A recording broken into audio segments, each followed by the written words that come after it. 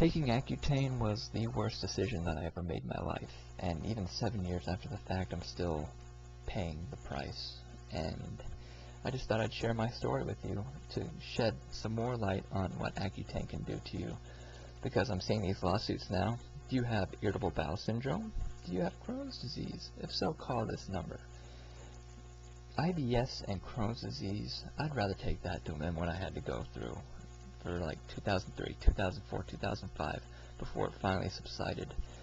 And, you know, if you want to really know what Accutane does to you, you can look online or just listen to the story. I was a teenager, 2003, and you know, typical teenagers, they're going to break out, oily face, and yeah. I was a particularly bad case. I'd be breaking out a lot of flare-ups. Everything we tried wasn't working. We tried toothpaste, putting on the side of my face, wasn't working. We tried any special soaps out there, those weren't working. And I was kind of resigned to playing out my teenage years and letting the process play out and do microdermabrasion whenever I was done breaking out. And so, our last resort also was a dermatologist. That was my mother's last resort, so we decided to do that first. And that proved to be a bad idea, because this man, he lived, he ate, breathed, slept Accutane. Accutane in your face, bam. Take this, he'll feel, you know, he'll look much better, look greater. You know, really didn't touch on the side effects. I can't remember if he gave me the 40 or the 80 milligram, but so be it. We tried it. We were weary of it. We knew about it, but you know, we figured as a last resort, we'll do it. And the first month was about March or April 2003. We started it, and you have your typical symptoms. You have your cracked lips. You have your bloody nose. No big deal. But as spring turned into summer, your bloody nose and cracked lips turned into severe depression, mental instability. It got so bad to the point where I couldn't leave the house anymore. The anxiety level it was just through the roof. You could set off mass hysteria with me as something as simple as a commercial. I just remember one night, I'm just sitting there watching TV, I'm fine, and all of a sudden I see a commercial. It has no significance to me, but all of a sudden that commercial triggered something in my mind, and all of a sudden I find myself on my knees on the floor, hysterical, and my mother's like, "What is wrong with you?" And I'm like, "I don't know." Even when I was at work at a laundromat, I used to work family-owned business, laundromat. I'm sitting there on the laptop, and you know, the funny thing is, nothing was wrong, and you know, I'm sitting there on the laptop, and before you know it, I'm sitting there over the counter, bawling. "Oh, something's wrong, something's wrong, something's wrong." And you know, it's something that my brain kept feeding me. Something's wrong, something's wrong. You know, and I end up, you know, hurled over, hysterical, for no reason. And it also got to the point where I would go out to places anymore. I would go out to places, and I couldn't do it anymore, because every time I went, you know, all familiarity I had with the area, with the places, it was gone. You know, I felt like an alien on a distant planet. I felt isolated. I felt like nobody could help me. And at the same time, I felt like there was like 10,000 eyes just staring at me. Just, you know, complete pressure, complete panic, fear, you name it. I felt it. And it's almost like the walls were closing in on me, and there was no way out. Something was triggering the fight or flight reaction in my mind, and I didn't know what it was until it was about later on that year. It'd gotten really bad. I was telling my mother, be better off if I was dead. There's a loaded gun at home. I might as well use it. And, you know, entertaining the thoughts of suicide, and that was nothing like me. I was an outgoing kid. I was playing baseball all day long, every day of the week. You know, I was social. And all of a sudden, all that was taken away from me, and I didn't know why.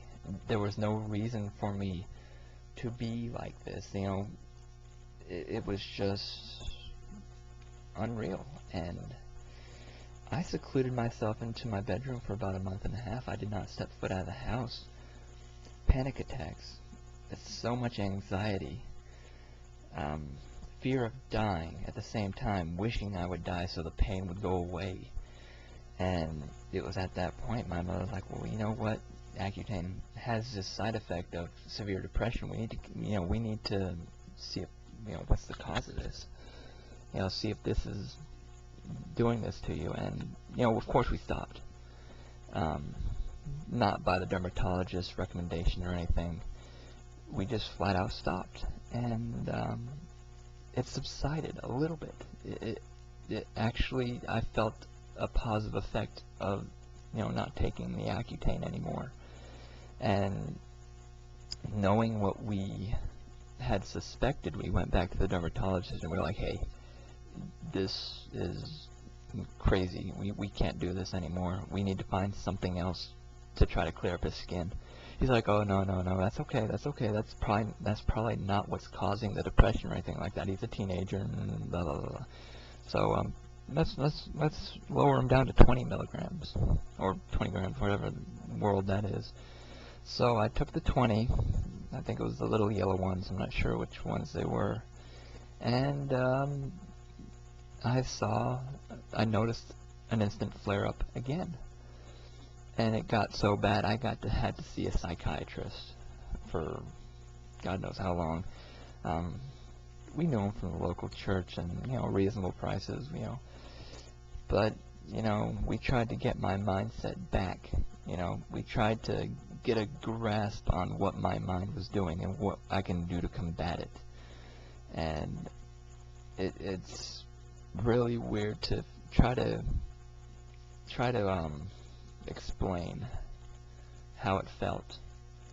It felt like, you were trapped in your own mind. You were just looking through a glass at somebody else's life that you no longer have control of, and it's just, it was scary. It was absolutely scary. You never saw me going to social events anymore. No more public events. The anxiety was that bad that even, like I said, even the slightest commercial set me off into a mass panic. And my mother, we were in the room one night and I was having the panic attack, huge panic attack. And all of a sudden she told me, breathe in real deep and breathe out as hard as you can. So I did that, and all of a sudden, as soon as I breathed out, I blacked out. And the next thing I remember is that I woke up, I don't think I woke up, but I came to in the front seat of the vehicle on our way to the hospital, and severe stomach pain. I don't know what in the world happened, but I had severe stomach intestinal pain, and we had to go and get an MRI, check everything out, make sure it was all good, and it was a painful 3 to 4 years that I had to go through. And even now I'm still, I still have to fight back the anxiety. It was something I never had before I took Accutane, so I know for a fact that this was Accutane that was doing this to me. And also, I could tell when it started subsiding a little bit after the fact that I stopped Accutane. But I still have lingering effects, and it's something I've had to live with ever since. Is it worth it? No, it's not worth it. I would have rather been scarred to all hell than to, had to deal with what I had to go through. And I know there's people out there that are just like me that had to go through that same thing, and only they know what kind of hell they had to go through. So I sympathize with that. And, that's my story. And if you ever you can't buy Accutane anymore, but if it was still on the shelves, I would recommend you not take it. Just look at my story.